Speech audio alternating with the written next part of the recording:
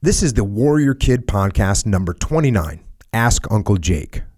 And this podcast is based on the 3 Way of the Warrior Kid books. The first one, Wimpy to Warrior the Navy SEAL Way. The second one, Mark's Mission.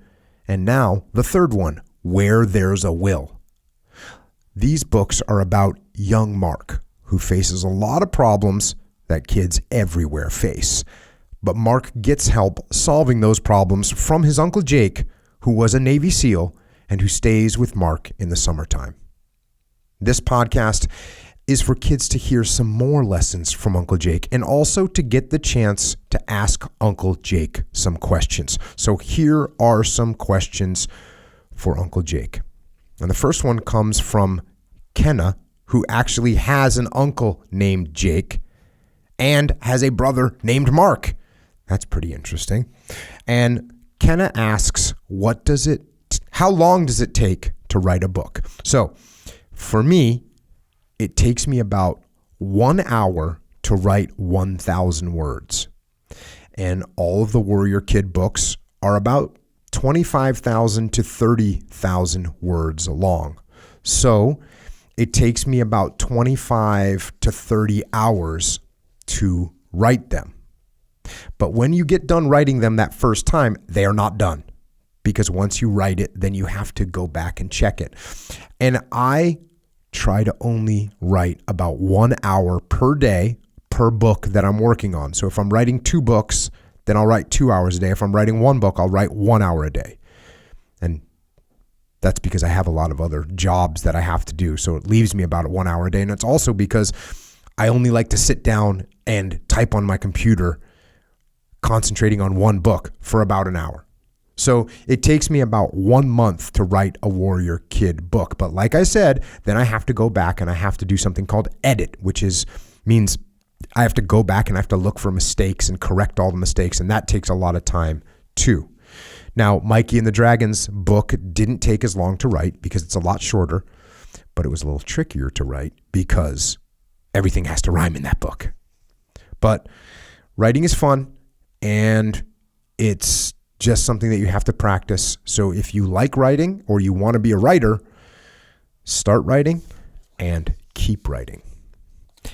The next question is from June, who is from Maryland and is 7 years old.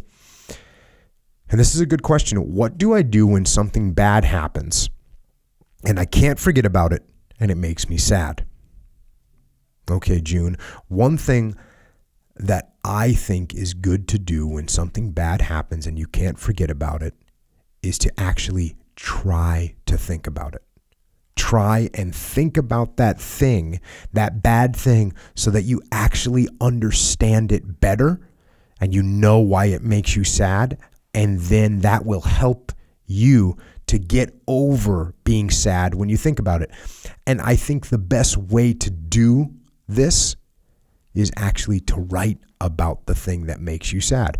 And I've got an example that's a little bit sad, but I hope that it can help you, and I think it might help you. So a couple of years ago, my best friend died, and I was very sad, and I couldn't stop thinking about it, and every time I thought about it, it would make me sad. And so what I did was I ended up writing my friend who died. I wrote him a letter. And in the letter, I took time to write it. And I told him that he was my best friend. And I told him that I was sad. And I told him that I missed him. And I told him that I really wanted to go surfing with him. And I really wanted to do jiu-jitsu with him. And I really wanted to play guitar with him again. And I also told him that I knew that I couldn't do those things because he was gone. And I got very sad when I wrote that letter. But when I was done, I felt much, much better.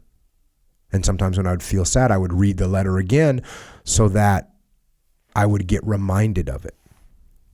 And that is what I think helps me not feel sad, is to actually think about the bad thing that happened. So that's what I recommend you do, June, is you try writing about the thing that makes you sad so that you understand it better. You understand exactly why it makes you sad.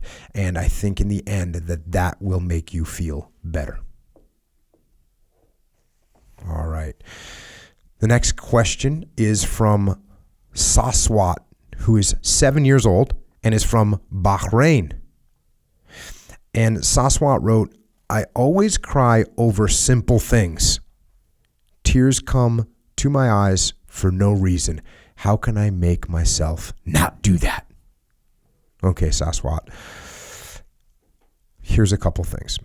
If you start feeling like you're going to cry, which is, it happens, especially you're 7 years old. That's what you're learning right now. You're learning how to get control of your emotions. You're learning how to get control of your sadness. Here's something you can do.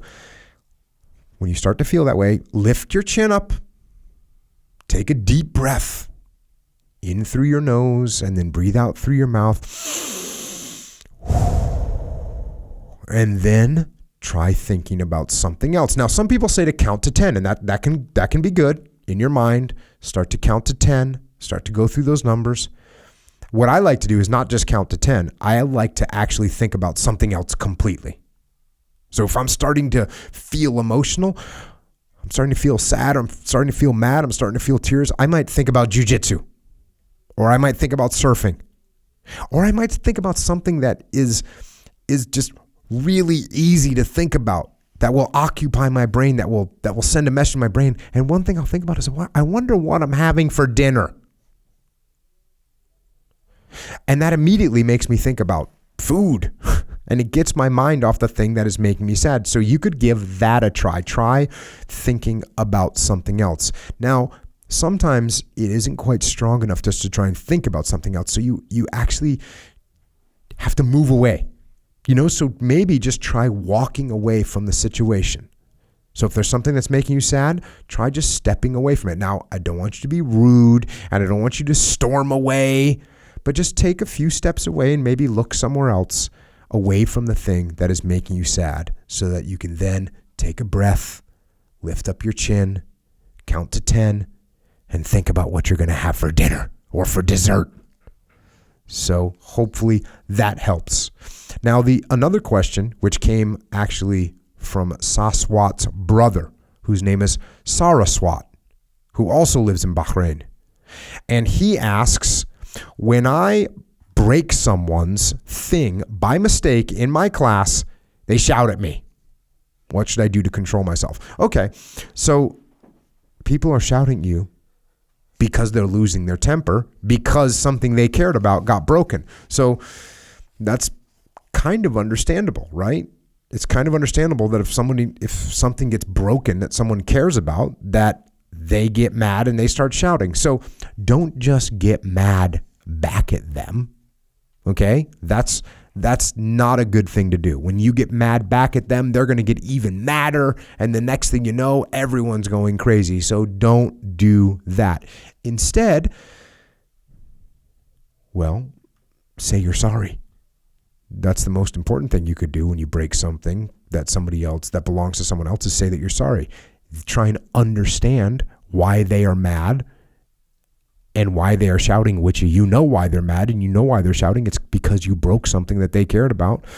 And so as you say you're sorry, do the same thing that I just told your brother to do when he starts to get sad. So when someone's yelling at you, lift up your chin, take a deep breath in through your nose, out through your mouth, and then just count to 10 and try to think about something else that makes you happy. Something that changes your anger or your sadness at being yelled at. And also remember that losing your temper and getting mad back at them, that's actually weak. It's actually a weakness to lose your temper. So don't be weak, be strong, get control of your emotions. Okay, the next question is from Ella, who is 9 years old and is from Ontario. And the question is, Uncle Jake, have you ever rode a bike? Well, the answer to that is yes, absolutely.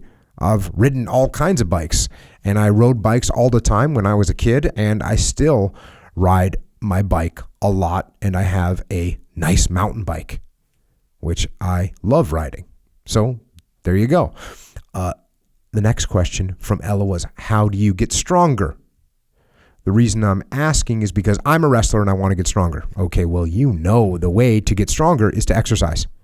That's how you get stronger. Push-ups, pull-ups, squats, sit-ups, running, sprinting, swimming, gymnastics, rope climbs, monkey bars, just doing sports, and then eating healthy food and getting plenty of rest. That is how you get stronger.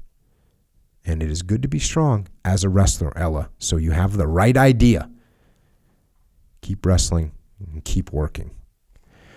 And the next questions are from Grace and JJ, who are 7 years old and 5 years old, and they are from New York.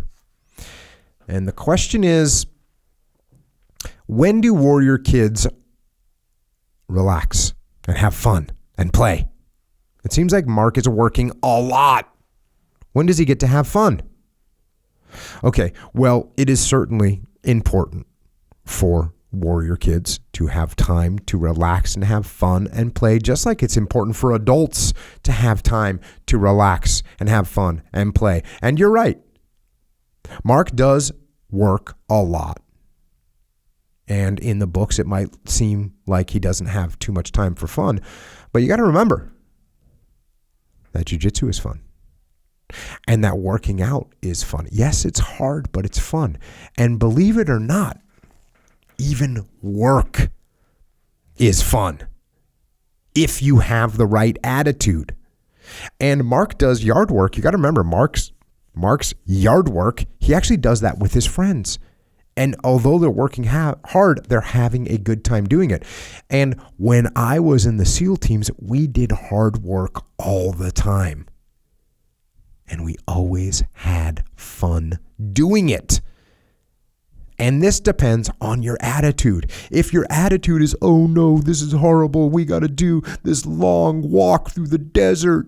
If that's your attitude, it is not going to be fun. Or your attitude is, oh no, we've got to go pull all the weeds out of the yard. This is horrible. If that's your attitude, it will not be fun. But if you're with your friends and you say, hey guys, check this out. We get to go pull out all these weeds. Let's see how fast we can do it.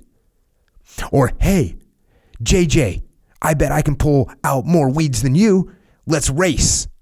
And you actually have fun doing it. So that's what it was like for me when I was in the SEAL teams. Even when we were working hard, it was fun. And I think that's the way I wrote it for Mark too. That's the way Mark feels. He works hard, but he has fun doing it. And also you've got to remember that there are rewards for hard work, and the rewards for hard work are fun. Whether that is working hard and earning money, it's fun to get money, or whether it's working hard and studying and then you get an A on a test in school, it's fun to get an A, or working hard to win a jiu-jitsu tournament, it's fun to win a jiu-jitsu tournament. So hard work makes things fun. So sure, take a break when you need it. You got to take time to relax. You got to take time to play games and have some fun. Absolutely. But also remember that working hard can be fun too. Just got to go in there with the right attitude.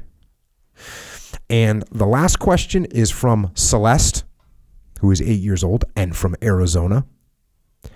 And Celeste asks, why do we have to do homework after school when we already spent the whole day at school? Fair question, Celeste.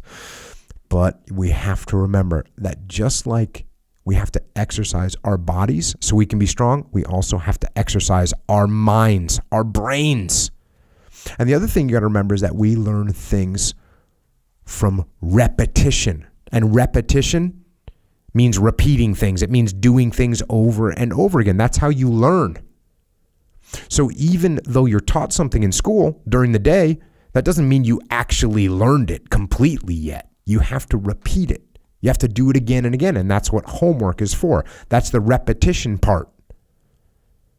And you also have to do it because the teacher needs to see if you truly understand what they taught. So they ask you to do some homework, so the next day when you turn it in, they can see that you understand. And if you don't understand, they can help you. So those are important reasons, and also we have to remember that the more we use our brain, the smarter we get. So homework is an opportunity for you to get even smarter. So that's the reasons why we have to do homework. And here's another trick. Look, I'm not saying that that's going to make homework fun. Homework can still be a pain, especially when there's something fun that you want to do. And especially after you've been sitting in school all day, I understand. So here's a little trick that I think helps with homework, and that is to not let homework hang over your head. And what that means is meaning you're waiting to do your homework, where you're sitting there thinking about it, and you know you still have to do it, and you know you're going to have to sit there, and you know you're going to have to open up your book, and you're going to have to get out your pencil, and you're going to have to do all those problems. And instead of enjoying your time, you're just thinking about your homework. That's an expression called letting that homework hang over your head, meaning that at any moment you're scared that this thing is going to drop down and hit you on the head. So don't let homework hang over your head. The best thing to do is just do the work. So as soon as you get home from school or sports or whatever it is you're doing after school, you take a few minutes, take a quick break, and then just attack your homework and get it done. And I bet you can get it done a lot quicker than you think you can. So try that. Don't let your homework make you mad. Attack your homework and use your homework. Instead of letting it make you mad, let your homework make you smarter. And that is it for questions. And I wanted to read a quick story that was written by Uncle Jake about when he was a kid and how he learned something about life. So here is a story from Uncle Jake. When I was a kid, I always looked forward to Christmas. Not only do we get time off from school, but there was usually snow outside, and that was fun. And most important, I got presents. One year, I really wanted a remote control car. It was called the Slick 77. So I asked my parents for it. I explained to them exactly what it was. I showed them pictures of it. I even got the catalog and cut out the page with the Slick 77 on it and circled it and gave it to my dad because my dad loved cars too. And I knew he would think it would be awesome and that he would want to get it for me. And I told my dad that the Slick 77 was the coolest car that you could get. Remote control. I told him that it had real inflatable tires and little miniature shock absorbers, and it came with its own remote control that reached to a distance of 500 yards. I told him that the Slick 77 had a super powerful engine, and it could go the equivalent of 200 miles per hour to scale. Meaning that if this car was actual size, it would go 200 miles per hour. And the Slick 77 was bright racing red, and it had a giant 77 written on the hood. This thing was just awesome. So Christmas Day came, and it was time to open presents, and there was a pretty good stack for me. And I was so excited to get that Slick 77. And I looked at the different boxes of presents that I had, and I tried to figure out which one was the Slick 77 because I wanted to save it for last. I wanted to relish in that moment when I got that beautiful remote control car. And as I looked at the boxes, I could tell which one it must be in. So I opened the other presents first. I got some pajamas from my grandma. I got a cool chessboard from my uncle. My mom got me some socks, which I definitely needed. And I got some other cool stuff too. And I finally got to the last box, which was from my dad. And I knew the size of that box. It was just the size that the box needed to be to have that Slick 77 in it. And I couldn't wait to try it out. And I looked at my dad, and he kind of smiled at me, but it was also kind of a weird smile, but I didn't know why, so I just ripped open that box. And I saw what was inside, and I understood why his smile had been weird. His smile was weird because the new car wasn't a slick 77. It was some other remote control car. It was called the Power Car 32. And it didn't look very cool at all. It was shaped weird and had a weird orange color. And then I opened the box and I realized something even worse. It wasn't even remote control. It had a wire attached to it, and then it had a little box with a steering wheel on it. So you actually had to walk around and follow the car because the wire was only about 5 feet long. What kind of remote control car is that? And I was sad and I was mad because this wasn't what I wanted at all. And I couldn't believe my dad had got me this horrible car. It was junk. And then I looked up at my dad. And as soon as I did, I noticed something. The look on his face was even sadder than mine. "I'm sorry, Jake," he told me. "I just didn't have enough money to get you the slick 77. This was the best I could do." And in that quick moment, I realized how horrible I had been to be mad or sad at my dad for not getting me the present I wanted. My dad had done the best he could. And I realized that even more important than the slick 77 was that my dad had done everything he could to take care of me and give me what I wanted, even if it wasn't exactly what I had wanted. He had tried. And that made me smile. And when I smiled, my dad smiled back. "It doesn't matter, Dad," I told him. "The power car looks pretty awesome too." And then I told him something even more important. And that was, "Thank you." And then his smile got even bigger. It was the happiest I had seen my dad in a long time. It was like I had given him the best gift ever. And seeing my dad smile so big made me feel better than any remote control car would have made me feel, even better than the slick 77. And that's when I realized I had learned a very important lesson that Christmas. Being thankful and grateful to people is one of the best gifts we can give. So don't worry about what you get. Instead, focus on what you give. And one of the best things you can give to anyone, and it doesn't cost any money, is showing them that you are a grateful person by saying thank you. And that is all we have for the Warrior Kid podcast this time. And if you want to get one of the Warrior Kid books, you can get them at warriorkid.com. That's also where you can get the book Mikey and the Dragons, and you can get any of the books from Amazon.com. And if you want a Warrior Kid t-shirt or a Warrior Kid Jiu-Jitsu rash guard, you can get them from JockoStore.com. And if you want a Jiu-Jitsu gi, you can get one at OriginMaine.com, which is where you can also get Warrior Kid Milk. Chocolate milk or strawberry milk protein that tastes delicious and will make you strong. Also, if you want a Warrior Kid picture for your wall, go to flipsidecanvas.com. And that's it. Thanks for listening. Thanks for reading the books. And remember the lesson that Uncle Jake learned for Christmas. Be a thankful person. It is one of the best gifts that you can give.